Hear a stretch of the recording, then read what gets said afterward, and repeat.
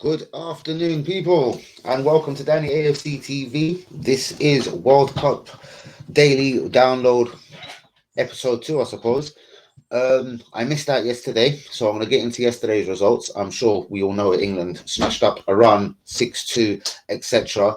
So, yeah, we'll jump straight into this. So, Senegal nil, Holland 2. Two late goals from Holland. As I'm sure you'll probably know, it was Cody Gakpo been linked with Arsenal and Leeds for in a January transfer move, and David Klaassen scored in like the 100th minute for Holland um, of the game. That's another thing. Why is every game lasting over 100 minutes at this World Cup? I have never, ever in all my life seen nothing like it. But Klaassen, I do believe he played for Everton, so a bit of a Premier League reject, and a guy that could be on his way to the Premier League, scored for Holland.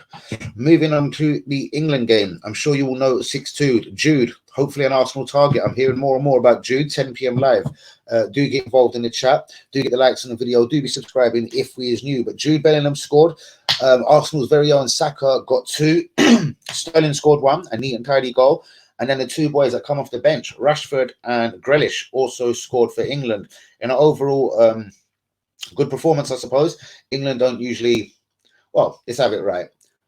Some teams go through World Cups and they don't score 2 goals, let alone scoring 6 in your opening match. So as far as things stand, England have started the World Cup quite well. I expect them to win 3 out of 3 in the groups, obviously finishing top of the table. Now, also in England's group, Wales played USA. USA was pretty much dominating the game, especially the first half.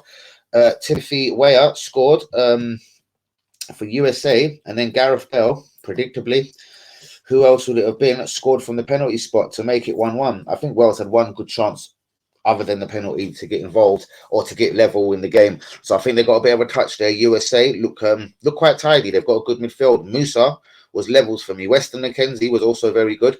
I think it was a substitute that killed off USA's chances yesterday. If I remember correctly, it was like Musa, Serginho Dest, and Weston McKenzie. They were all brought off. They were the people that are attacking their biggest threat going forward. And Weston McKenzie was also tidying up everything at the back. So I did think that was a mistake by USA. Moving on to today's games. Oh wow! Argentina won. Saudi Arabia. Oh, Mexico! Right in front of my face. So obviously, it's 28 minutes gone in Mexico versus Poland. I'm keeping an eye on it, but that's 0-0 as it stands. But Argentina 1, Saudi Arabia 2. A couple of crackers scored in this game. A Lionel Messi penalty. Also, Argentina. Sorry for keeping an eye on the screen. Argentina had 3 goals chalked off. Now I'm not going to lie and say I've seen it. I wasn't awake. I was deep in the land of rest.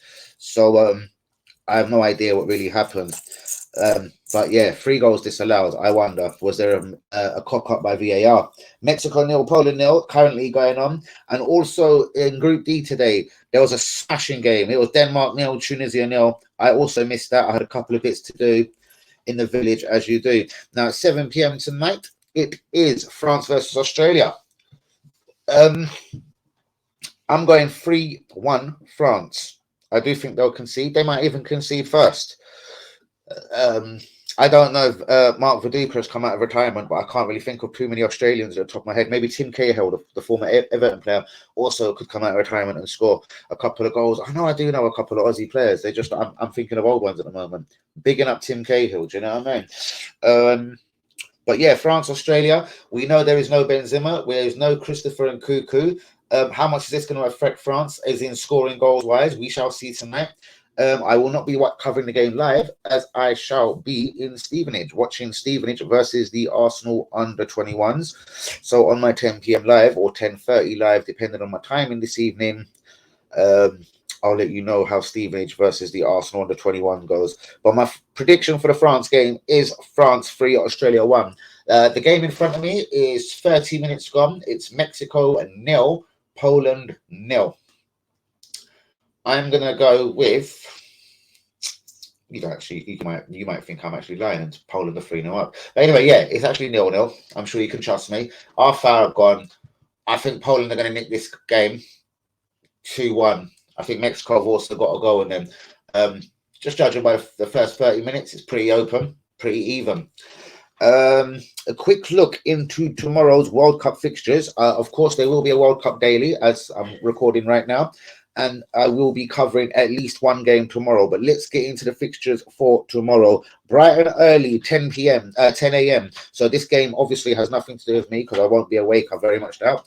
Morocco versus Croatia. Now, Croatia, interesting. I've been talking about in this tournament, there's a lot of golden oldies who, for me, it's going to be their last World Cup tournament and or their last World Cup outing. So for me, people like Modric, Ronaldo, shame for Benzema now, but Messi also could be all their last World Cups. Lewandowski, currently playing on the screen in front of me, could be his last World Cup. He's a good 34 also. But anyway, as I said, tomorrow's games, Morocco versus Croatia.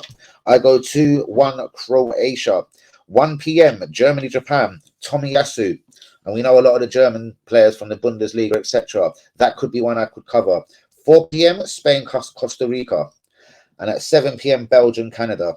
Quite interesting game. So Belgium, we all know, Roberto Martinez manager. I'd like to keep an eye on a couple of Canadians, the left back, the striker, Jonathan Davids. Japan, Tomiyasu. Germany, yeah, we know. I'm sure a lot of us are catching Bundesliga games. Spain, Costa Rica, could that be the one I cover, 4 p.m? Could I cover Germany, Japan, 1 p.m?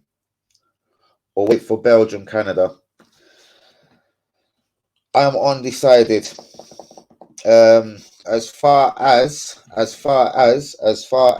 predictions, 2-1 Croatia for the 10 a.m. kickoff.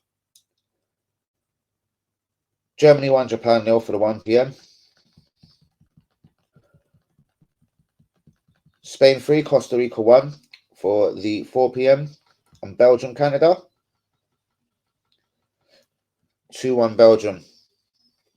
If Lukaku plays, I reckon he'll score. We shall see. But Arsenal news, guys. Now, January transfer, again, is, after the World Cup will be upon us. There's a couple of games. There's West Ham, and then I think Brighton away to end the year on the 31st of December. And then hopefully Arsenal make early moves in the transfer window. We know we've been linked with everyone from Tielemans, Danilo, Mikhailo Mudryk. We've even been linked with Jonathan Davids, who's also linked pretty heavily with Newcastle. Everything that I'm hearing from them is they're going to make 1 or 2 big signings in January. Man City claim that they're kind of happy with their squad. There'll be no ins and no outs. But 10 p.m. live, we're going to look at everyone, or the top 6 teams. The teams that are a threat to Arsenal winning the league or top 4, whichever way you see it at the moment. We're going to look at what we think Man United, Man City, Liverpool, Arsenal, Chelsea are going to do in this window. Who am I forgetting? Tottenham, of course, I suppose. That is the 6 teams that I'll be looking at who will be spending money in January. I do believe Tottenham will spend money. I think Chelsea are going to spend very big in January. Let's all wonder, hope and pray and see what Arsenal do in January. Guys, before we close this World Cup download, what do you think of the World Cup so far? Please get it into the comments. Please, let's do what we've done over a year and a half ago on Danny AFC TV. Some of the old viewers are still watching me. Let's get into the comments. Tell us what you're thinking of the World Cup. How far can England progress? Will England go back to 5 at the back? Possibly not in these group games, but as soon as a tricky team comes back, will Gareth Southgate revert to the 5 at the back and make everything very tight, very boring, very cagey, very not so entertaining? It's not for me. I was convinced they might even go 5 at the back against Iran, but then I started thinking, hold up, this is Iran. Like, no manager in their right mind or brain is surely going to start thinking of going 5 at the back against Iran. But anyway, so quickly, just a recap. Argentina 1, Messi did score a penalty. Saudi Arabia 2, absolute shock, horror. But then again, in saying that, here's a stat for you. In 1990, Argentina did in fact open up their World Cup campaign with a 1-0 defeat to Cameroon. They got to the final in 1990. So possibly a say no more situation. This is not exactly panic stations. They've got Mexico and Poland in their group. I'm not saying either of them are going to be easy. Do you know what I mean? Mexico is going to be a little bit of a ding dong for them.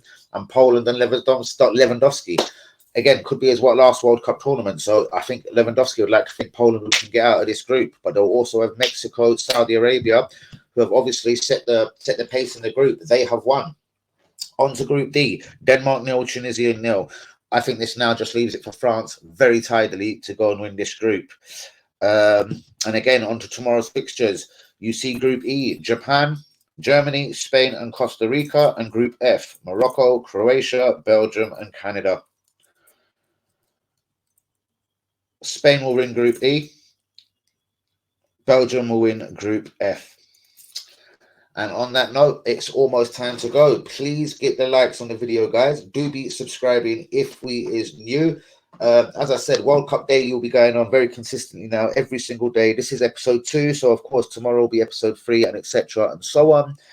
They will be the game of the day, so please get it into the comments which game you'd like me to cover each and every day. Let's not start obviously saying quarterfinals and semi-finals. Let's keep it nice and realistic. Just give me a day or two ahead of myself. I'm not the most organized guy in the whole of the world.